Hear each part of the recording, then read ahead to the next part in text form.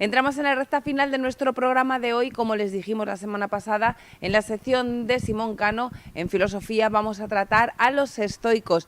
Pero él ha decidido hacer una distinción porque estoicos hay muchos. Bienvenido, Simón, buenas tardes. Buenas tardes, muchas gracias. Hoy vamos a hablar de la vertiente griega porque también estaban los romanos así como estoicos potentes, ¿no? Claro, es que el estoicismo al fin y al cabo es una manera de unificar a un montón de filósofos que nos daría para hablar días, ¿no? Entonces yo creo que es mejor fragmentarlo en su época helena, es decir, en esta época que transcurre más o menos en torno al 300 a.C., ¿no? Que es cuando lo funda Zenón de Sitio. Y la próxima semana podríamos hablar de su fase romana, ¿no? Porque fue una corriente filosófica dominante en esta época, ¿no? Entonces, en la antigua Grecia había tres escuelas filosóficas muy importantes, ¿no? Que era el escepticismo, el epicureísmo, que lo hemos tratado alguna vez hablando de Epicuro, y luego, por supuesto, pues estaba el estoicismo, ¿no? ¿Qué es el estoicismo? Vamos a situar a la gente en el plano de 2024, que entiendan qué podemos llamar estoicismo en nuestra época. En nuestra época ahora mismo se ha puesto de moda esta corriente autodisciplinaria que intenta basarse en una gestión de lo que es la incertidumbre y de la capacidad por racionalizar nuestras emociones, ¿no? El intentar consensuar con la razón todo aquello que nos muestran las pasiones e intentar albergar a través de este control cierta templanza, ¿no? Que es lo que también pretendían los estoicos originalmente, ¿no? Lo que ocurre es que esto también es un poco fruto de la descontextualización, ¿no? Claro, es que los que se piensan hoy que son estoicos son los que intentan llevar una vida zen y dicen yo soy zen, soy estoico y soy lo que me da la gana, ¿no? Claro, es que, digamos, esto es un poco fruto también de la crisis de valores que puede sufrir una persona al y de identidad.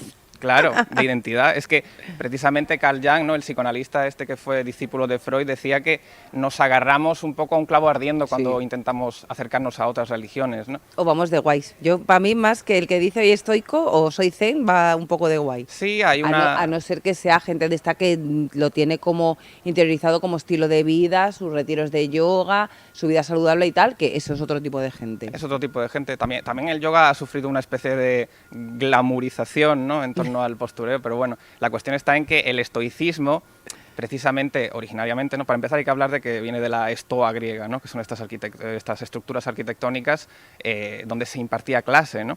Es decir, por ejemplo, Zenón de Sitio, que fue realmente el que es que realmente también el estoicismo es un movimiento que viene del anterior, ¿no? Que es del cinismo, que un día podemos hablar de él. Uy, también, sí, de la semana que viene estoicismo romano y la siguiente el cinismo. Exactamente. Entonces hay que entender que en esta época pues Alejandro Magno ha muerto hace poco, entonces está produciéndose la repartición del territorio que había conquistado, ¿no? Entonces está Antipatro, está Ptolomeo, ¿no? Y todo esto genera en la sociedad de la época una sensación de pesimismo, ¿no? Es decir, es como que nuestra ambición desmedida, ¿no? Como diría Zetangana, es increíble. Sí. Con su serie de Movistar. Aquí precisamente nos hemos salido de la medida, del metrón de la naturaleza, ¿no? Y por lo tanto surge esta comparación entre los hombres primitivos, los de antes, ¿no? Como una especie de edad de oro del individuo y frente a los hombres del presente, ¿no? Y estos hombres del presente pues han caído, ¿no? Dentro de esa desmesura, ¿no? Por lo tanto empieza a surgir esta especie de predilección por lo natural, por lo primitivo, ¿no? Y entonces por la mesura. Entonces lo que se busca aquí es una especie de principio de sobriedad que intente retroceder y hacer volver al hombre hacia ese estado de naturaleza que está principalmente caracterizado por la medida. Pero seguimos hablando estás hablando de la repartición, ¿no? Porque yo me he perdido en algún momento que no sé dónde retomarme.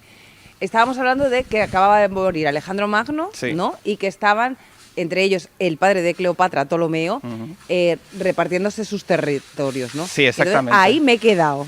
Esto provoca una sensación en la gente. Es decir, lo que podemos ver es que ha caído o está cayendo un imperio y por lo tanto esto la gente lo asocia a una sensación de desmedida, de descontrol, de una ambición que se ha salido de madre, como se podría decir, ¿no? Vale, como por ejemplo cuando aquí se salió de la dictadura había gente que hasta tenía miedo qué pasaría ahora cuando llegaba el momento de libertad. Claro, la cuestión está en que la gente está...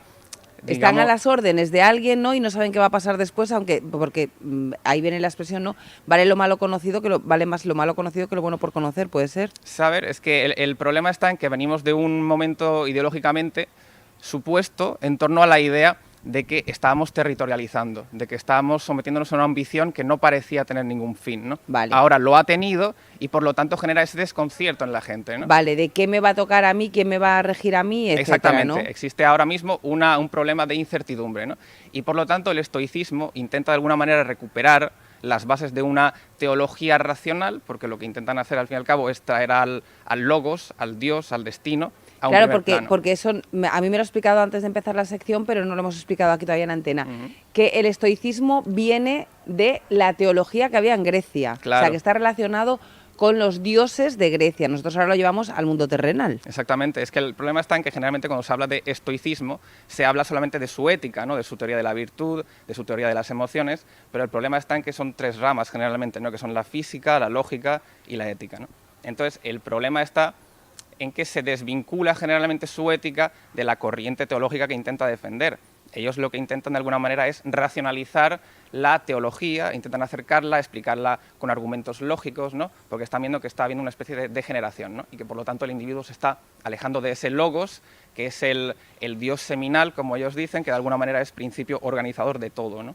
Claro, que ellos siempre lo tienen ligado a la religión y nosotros lo hemos desvinculado de la religión y nos hemos quedado con la parte que nos ha dado la gana, tanto del estoicismo como de cualquier otra corriente. Claro, esto es lo que suele ocurrir cuando nos apropiamos de lo que queremos, de una cultura o de una corriente filosófica, religiosa, ¿no? Pero lo interesante al fin y al cabo está en que ellos creen que efectivamente hay un logos, un Dios, que es racionalizador del mundo, y luego está la materia, que somos nosotros, nuestros cuerpos, ¿no? Y en estos cuerpos comparecen las pasiones que nos perturban y la propia razón, ¿no? Que es una manera de intentar sesgar la pasión, coartarla, redirigirla, ¿no? La cuestión está en que, por ejemplo, para Crisipo o para Zenón, que son las cabezas más importantes de este movimiento para mí, por ejemplo, son los juicios, es decir, lo que nosotros pensamos de nuestras emociones, son realmente el problema. Es decir, cuando yo siento un sufrimiento o un dolor, realmente es yo pienso que es un juicio. Entonces nosotros no estamos comprendiendo realmente nuestras emociones y el problema viene del propio juicio, ¿no? Es decir, nuestras emociones nos perturban, distorsionan nuestra mente y eso nos impide ejercer la virtud, que para ellos es la excelencia racional de la persona humana, ¿no? Entonces, claro, cuando yo, por ejemplo, siento un disgusto, para ellos es que mis cálculos con respecto a una situación no han funcionado. El problema lo tengo yo por haber calculado mal o por incluso juzgar que he calculado mal. O, por ejemplo, para ellos el miedo es simplemente una expectativa, un temor futuro, ¿no?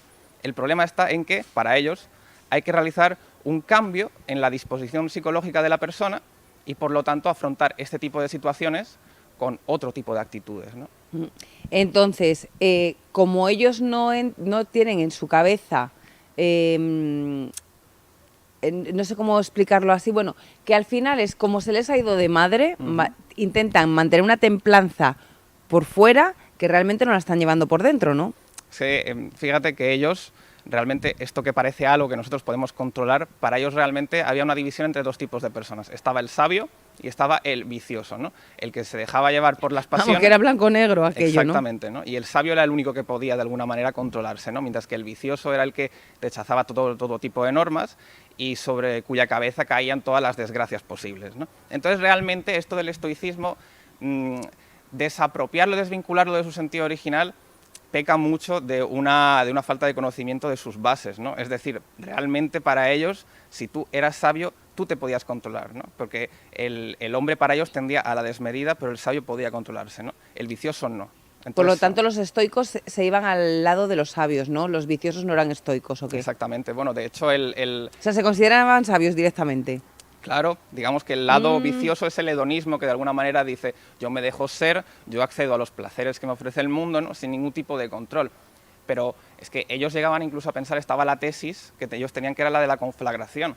Es decir, todo esto del apocalipsis bíblico, por ejemplo, también está presente en la antigua Grecia, que ellos creían que cada cierto tiempo había una catástrofe ígnea que provocaba el fuego absoluto en el mundo, ¿no? O sea, llámese calentamiento global o lo que sea, ¿no? Lo que sea, al fin y al cabo, esto del apocalipsis está presente en muchas Sí. culturas, ¿no? pero lo interesante está en que para ellos siempre hay como un distanciamiento de la norma y la moral, y que eso lleva a este estado de conflagración, ¿no? Pues mira, tenemos el cinismo por un lado y el apocalipsis para el siguiente. Exacto, y nos falta el Séneca y la segunda parte del estoicismo. Sí, sí, la semana que viene la segunda parte del estoicismo en Grecia, la siguiente el cinismo y la siguiente el apocalipsis. Que además, dentro de poco, que eso seguro que te interesa a ti, está aquí el Foro ACCE, que se celebra, creo que era el fin de semana del 9 y 10 de marzo, y vienen un montón de expertos en diferentes materias del más allá, del más acá, y precisamente lleva por título Apocalipsis. Oh, qué interesante. Muy interesante, a ti seguro que te gusta ese foro. Simón, entonces, hoy en día, al que diga soy estoico, ¿qué le tenemos que decir? Revísate por dentro. Sí, iba a decir una expresión muy coloquial, pero creo que estaría fuera de lugar, ¿no? Pero diría sobre todo que lo que están intentando es fundamentar su propio sistema de valores, ¿no? Entonces, si realmente quiere que sea suyo, que coja, pero que admita que lo que está cogiendo está descontextualizado y que lo que está haciendo al fin y al cabo es una apropiación, no indebida, pero particular. Por lo tanto, cuando a mí el próximo que me diga soy estoico, le voy a decir, tú lo que eres es egocéntrico. ¿No? Podría ser, ¿no? Porque si intenta él poner sus propios valores en todo lo que le rodea, sí. Al final lo que es un egocentrista. Sí, hoy en día se dice, yo lo escuchaba mucho en el instituto, ¿no? Decían, no te flipes, pues yo diría algo parecido. ¿Pero yo o el estoico? Yo lo diría en tu nombre, pero vale. Eso lo tienes que decir. Al estoico, ¿no? Al Yo estoico. le diría no te flipes. Exactamente. Vale, muchas gracias. Buen consejo, Simón. Nos vemos la semana que viene con la segunda parte y nos vamos a ir hasta Roma, que allí no sé si eran más estoicos o más viciosos. Nos vemos la semana que viene, no, la semana que viene no, ya, bueno, sí, con Simón la semana que viene, pero con todos ustedes nos vemos mañana aquí en el vivero en Los Pinares de Torremolinos a partir de las 3:30 de la tarde.